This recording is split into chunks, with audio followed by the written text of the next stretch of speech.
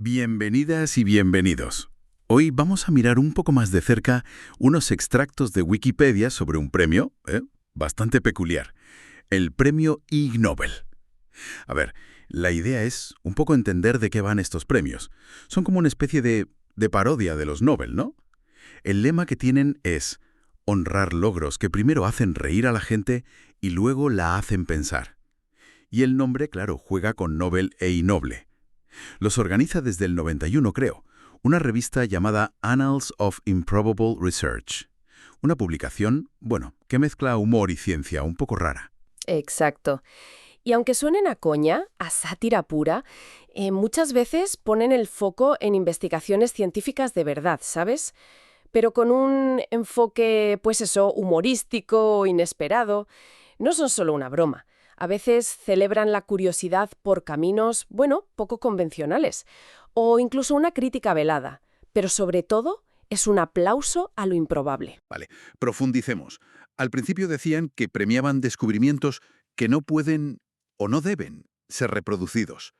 Y entregan como 10 premios al año. Categorías tipo Nobel, física, química, medicina, pero también salud pública, ingeniería, biología, cosas así. Sí, cubren bastantes campos. Y los ejemplos son, para mearse de risa algunos. Descubrir que la presencia humana excita a los avestruces. Sí, ese es un clásico. O investigar la regla de los 5 segundos para la comida que se cae al suelo. O que los agujeros negros cumplen los requisitos para hacer el infierno.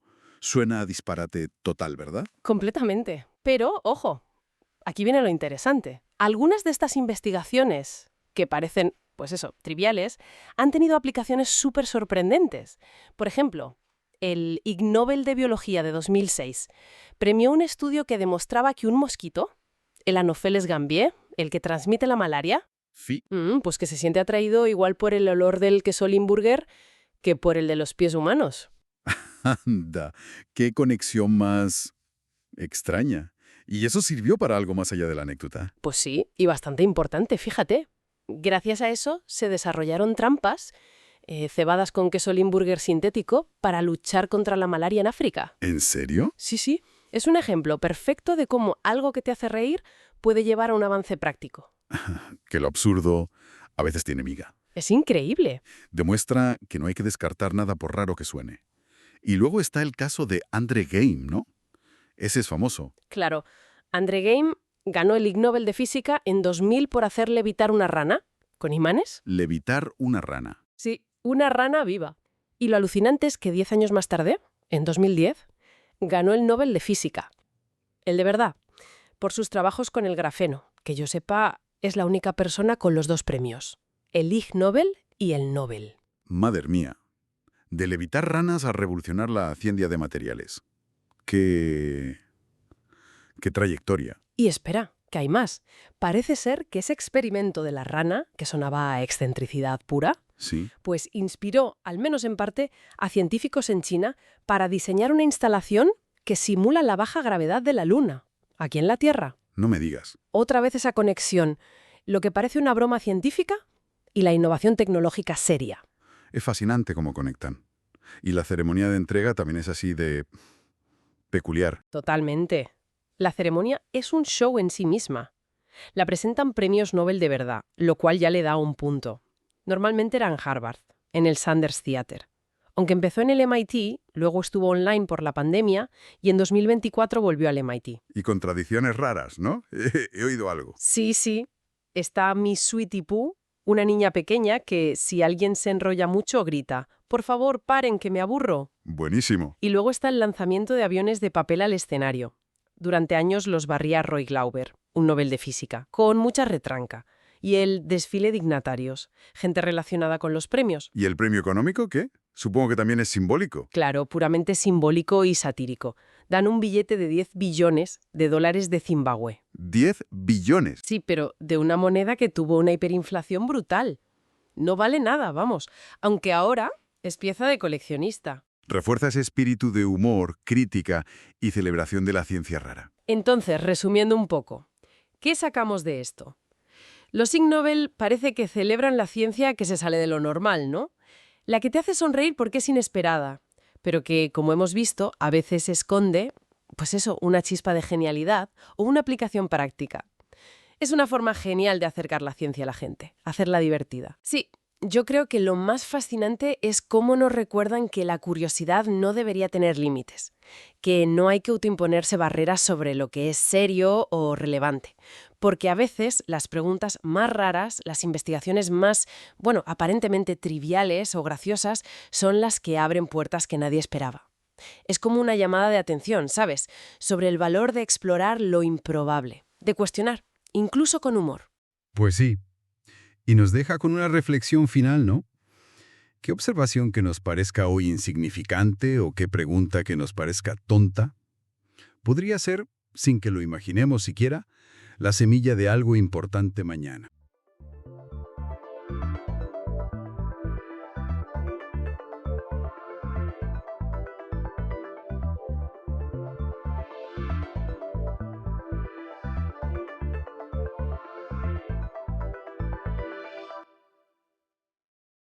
Bienvenida o bienvenido. Hoy nos metemos de lleno con un ícono, ¿no? Una película que, bueno, lo cambió casi todo. Pulp Fiction, la de Tarantino del 94. Tenemos aquí apuntes, basados en su página de Wikipedia, para ver un poco la trama, cómo se hizo, el reparto, su impacto, de todo un poco. Sí, la idea es intentar entender por qué Pulp Fiction fue y sigue siendo un fenómeno. No solo qué cuenta, sino cuáles son esos elementos que le hicieron tan influyente. Esa narrativa rota, los diálogos, la producción independiente, su legado. Vale, pues vamos a ello. La película, para quien ande un poco perdido, que lo dudo, son como 4 historias, ¿no? Ujú. Entrelazadas, de crimen, de violencia, en Los Ángeles. Y con un reparto que, bueno, quitaba el hipo. John Travolta, Samuel L. Jackson, Uma Thurman, Bruce Willis, casi nada. Exacto. Y el título ya te da una pista, ¿eh? Pulp Fiction. Hace referencia a esas revistas pulp, esas novelas negras hard-boiled de mediados del siglo XX, muy conocidas por la violencia gráfica, sí, y por diálogos muy ágiles, muy directos. Tarantino y Roger Avary, bueno, desarrollaron la historia juntos, pero la clave es cómo la contaron, rompiendo la cronología a propósito. O sea, no es un error, es totalmente deliberado. Claro, son 7 secuencias, creo recordar. Y si las pones en orden, pues no es el orden de la película. Empieza y acaba en una cafetería además. Esa estructura como circular. Y sigues a Vincent Vega y Jules Winfield, los sicarios. Los filósofos, casi. Sí, exacto. Al boxeador Butch Coolidge, a Mia Wallace, la mujer del jefe. Pero todo desordenado. Y eso es lo fascinante, cómo se cruzan de forma inesperada. Por ejemplo, Vincent. A ver, aparece en la historia de Butch después de haber estado con Mia. Pero claro, cronológicamente, lo que pasa con Jules, la situación Bonnie, eso ocurre antes de la cita con Mia. Te obliga a estar muy atento a reconstruir tú la historia. Sí, sí, te mantiene activo. Y la producción, bueno, tuvo sus líos, ¿no? El guión lo escribió Tarantino en Ámsterdam, con ideas de Avary. Y lo de TriStar Pictures, que lo rechazaron por ser demasiado demencial. Es increíble pensarlo ahora. Pues sí, pero entonces apareció Harvey Weinstein, de Miramax, y quedó fascinado. Y fue la primera película que Miramax financió al 100%. Con un presupuesto ajustado, ¿eh? 8,5 millones de dólares. Y esto fue clave porque les dio control creativo. Fue, digamos, una apuesta fuerte por el cine independiente. O sea que Miramax no solo apostó por la peli, sino que marcó un camino. Demostró que el cine independiente podía ser un negociazo. Y el casting, bueno, lo de Travolta fue una resurrección total. Nominado al Oscar. Totalmente. Y la historia de Samuel L. Jackson para conseguir el papel de Jules es mítica. Tuvo que hacer una segunda audición porque casi se lo quitan, pero fue tan potente que, bueno, era suyo. Y Bruce Willis, que ya era una estrella enorme, aceptó cobrar menos. Eso dice mucho del guión. Sí, la gente quería estar ahí. Y la banda sonora. Es que no tiene música original, ¿verdad? Pero encaja como un guante. Es que es otro personaje. Esa mezcla de surf rock, con Dick Dale ahí a tope en los créditos, soul, pop, define el rollo cool, ¿sabes? Ese tono irónico, lleno de referencias. Demostró que una buena selección de canciones podía ser potentísima. Missy Lou al principio, ¡buah!, es historia del cine ya. Y claro, la película reventó. Palma de Oro en Cannes 94, un exitazo en taquilla, la crítica encantada, 7 nominaciones al Oscar. Y se llevó el de Mejor Guión Original para Tarantino y Avari. Pero más allá de premios, el impacto cultural fue... Gigantesco. Sí, sí. Un antes y un después para el cine posmoderno, por cómo mezcla géneros, la ironía, el homenaje constante, la violencia estilizada y esos diálogos, claro, llenos de cultura pop, de conversaciones que parecen no ir a ninguna parte, pero que definen a los personajes. Eso se imitó hasta la saciedad. Totalmente. Escenas como el baile de Vincent y Mia o lo de la Royal con queso, eso ya es cultura popular. Exacto. Son icónicas. ¿Y los análisis que hay? Se habla de los homenajes a Godard, a Kiss Me Deadly, Deliverance, la estructura, la violencia mezclada con humor, y los elementos recurrentes. El maletín ese brillante que nadie sabe que lleva dentro. El gran MacGuffin. Eso. Y el pasaje de la Biblia que recita Jules, Ezequiel 25:17. Que, por cierto, tiene truco. Ese pasaje está inspirado muy libremente en la Biblia, pero la versión que suelta Jules viene en realidad de una peli japonesa, una de karate de Sonny Chiba, Karate Kiba.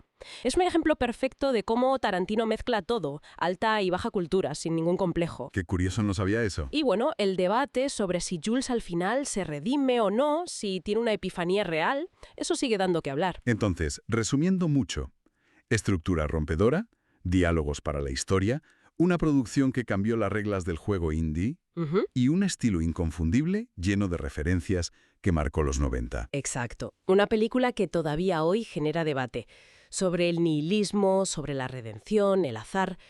Y esto nos lleva a una reflexión interesante, quizá para que la gente le dé una vuelta.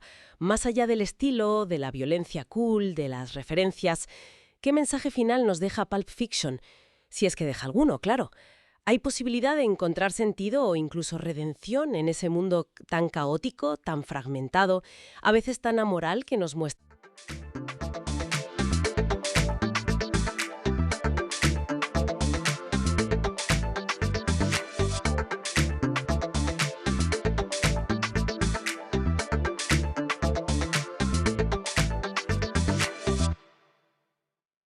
Bienvenida o bienvenido a esta exploración. Hoy nos metemos de lleno con el concepto de meme. Y ojo que va mucho más allá de las imágenes de Internet. Efectivamente. Tenemos un extracto enciclopédico bastante completo y la idea es, desentrañar qué es esto del meme, de dónde sale, cómo funciona y por qué es importante para entender la cultura. A ver qué sacamos en claro. Exacto. Vamos a ver el origen del término, cómo se supone que se propagan estas unidades culturales, cómo evolucionan y, claro, qué implicaciones tiene todo esto.